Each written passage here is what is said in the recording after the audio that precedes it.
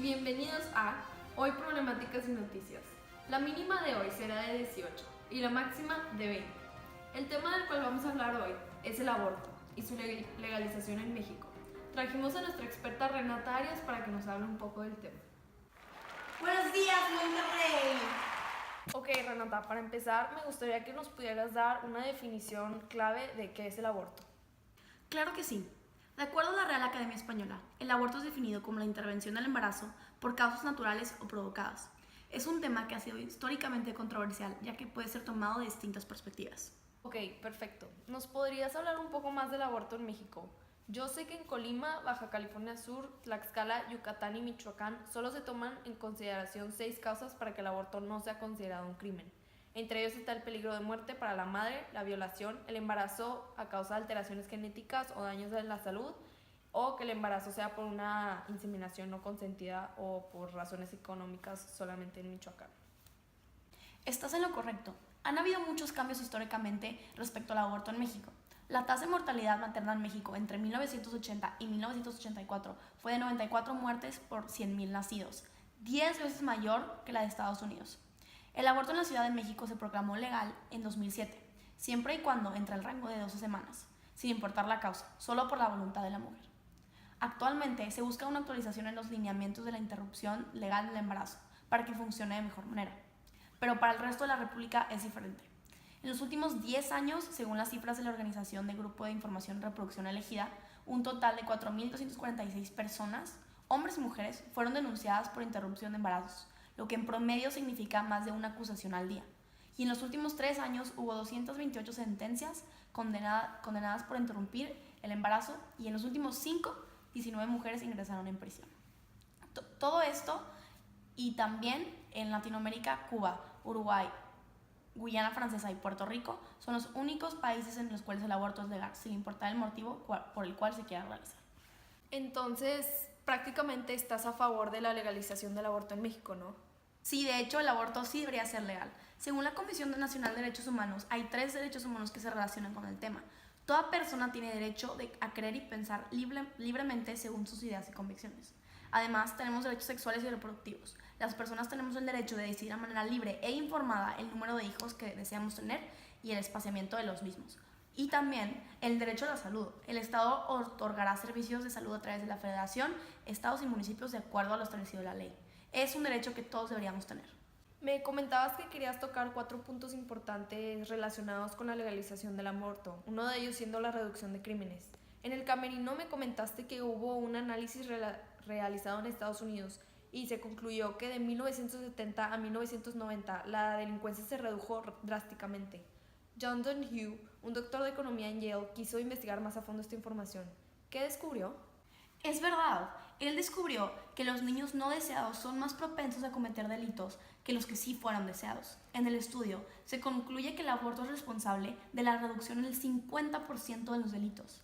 Los resultados salen en un aproximado de 20 años, ya que esa es la edad en la que se cometen la mayoría de los delitos. He escuchado que muchas mujeres al realizarse abortos ilegales sufren de abortos incompletos, hemorragias, infecciones, perforaciones uterinas y daños en el tracto genital y órganos internos. ¿Qué nos puedes decir tú acerca de la muerte y seguridad de las madres al abortar cuando no es legal en el país? Qué bueno que tocas ese tema. Según la Organización Mundial de la Salud, en el 2007 se realizaron 22 millones de abortos peligrosos, de los cuales 47,000 provocaron defunciones y 5 millones causaron complicaciones. De hecho, el 13% de la mortalidad materna se debe a abortos sin condición de seguridad. Sea legal o ilegal, las mujeres van a buscar el aborto como opción y se debe hacer lo posible para que sea de manera segura. ¿Y qué nos puedes decir acerca de la educación sexual y la libertad de una madre de decidir si abortar o no, ya que muchas personas sienten que no legalizar el aborto es como forzar a una madre a tener un hijo? Nadie desea el aborto. Hoy se discute si es legal o clandestino para que no mueran mujeres. La educación sexual integral y la provisión de anticonceptivos gratuitos en los centros de salud son políticas públicas indispensables para vivir mejor nuestras sexualidades y evitar los abortos. Además, mucha gente discute que al legalizar el aborto se incrementará el número de personas que aborten, pero en una entrevista publicada por el diario Clarín, el ministro de Salud de la Nación, Adolfo Rubinstein, comentó que está demostrado que en los países donde el aborto es ilegal donde el aborto es legal, la cifra de abortos no es mayor que la de los países donde es ilegal. Es decir, no aumentan por ser legales. La gran diferencia es que en estos países se ha reducido drásticamente la mortalidad materna. Entonces, analizando tus 4 puntos, nos quieres dar a entender que legalizar el aborto no significa fomentarlo, sino darle la opción a las mujeres y a la vez fomentar la educación sexual para que las mujeres estén informadas y protegidas y así no tener embarazos en los cuales la mujer se sienta forzada a tener un hijo. Sí, tienes toda la razón. De hecho, este tema ha sido discutido desde un punto de vista filosófico. El filósofo italiano Maquiavelo argumentaba que el fin justifica los medios. En este caso, legalizar el aborto podría salvar a muchas mujeres que tienen que recurrir a medidas peligrosas para poder abortar. Desde un enfoque económico, en una pareja que no está preparada o una mujer que no está preparada para cuidar a un bebé, resulta un cargo más económicamente para la persona. Según la Asociación de Clínicas de Interrupción Voluntaria del Embarazo, el 30% de las interrupciones es por causas económicas y laborales. Otro filósofo que tocó temas relacionados con el aborto fue Platón. Según Platón, la razón es el rasgo distintivo del ser humano. Y según el científico mexicano Ricardo Tapia, la corteza cerebral no está formada en un embrión de 12 semanas. Por ende, no es una persona ni un ser humano. El embrión no tiene las características que lo definen, no tiene las estructuras, las conexiones y las funciones nerviosas. Aristóteles hablaba del ser en acto y ser en potencia. Eso refuta el punto de la legalización del aborto, ¿no? Aristóteles, es verdad. Aristóteles expresaba diciendo que la bellota no es un roble de verdad, un roble en acto. Sin ser un roble, podría llegar a serlo. Un embrión no es un hombre, pero podría llegar a serlo. Por lo tanto, intervenir sería considerado homicidio. Qué interesante que el feto no es considerado un ser humano, ya que no tiene razón hasta cierto mes, según Platón. Pero hablando de lo de Aristóteles, también había el movimiento pitagorista, que era un movimiento filosófico religioso de mediados del siglo VI, fundado por los Pitágoras de Samos, que iban en contra del aborto sus ideales. El pitagorismo le daba alta importancia al alma y creían que el feto poseía un alma y que era un ser animado desde el primer momento de la concepción. Si se daba a terminar la vida del embrión, se era considerado muerte. Muchas gracias por esa información, la verdad no tenía idea.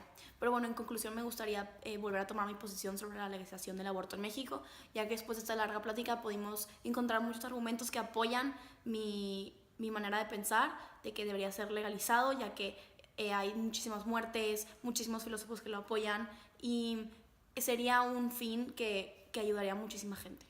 Muchísimas gracias por tu tiempo y por esta entrevista. Esperamos volverte a ver aquí pronto en este show y los esperamos mañana temprano. Aquí los vemos. Gracias a ti, la verdad, espero verlos pronto. Muchas gracias. Hola y bienvenidos a un día más en Hoy Noticias y Problemáticas. Hoy les vamos a traer una noticia importante que sucedió en el estado de Nuevo León, ya que se criminalizó el aborto. También la senadora Lili Telles habló del símbolo del aborto como un trapito verde y mucha gente alrededor de no solo México, sino toda Latinoamérica se sintió ofendida.